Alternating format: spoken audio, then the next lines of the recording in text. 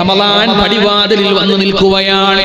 നന്നാവാൻ ആഗ്രഹിക്കുന്ന മനുഷ്യരെ, അതിന്റെ എല്ലാ ഉപായങ്ങളും അല്ലാഹു സംവിധാനിച്ചിട്ടുള്ള മാസമാണത്.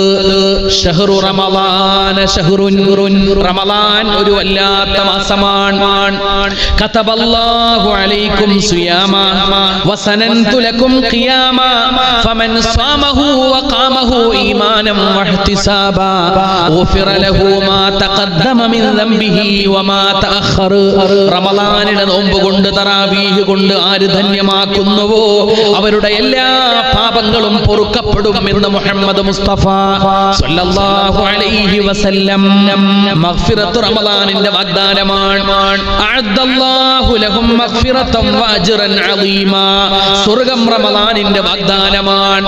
ഒരാൾ ഒരു ദിവസം അല്ലാഹുവിന് വേണ്ടി നോമ്പ് നോറ്റാൽ തന്നെയും 70 വർഷങ്ങളുടെ സഞ്ചാര ദൂരം നരകത്തിൽ നിന്നയാൾ അകന്നു പോകുമെന്നും മുഹമ്മദ് മുസ്തഫ സല്ലല്ലാഹു അലൈഹി വസല്ലം. നരകമോചനം റമളാനിന്റെ വാഗ്ദാനമാണ്.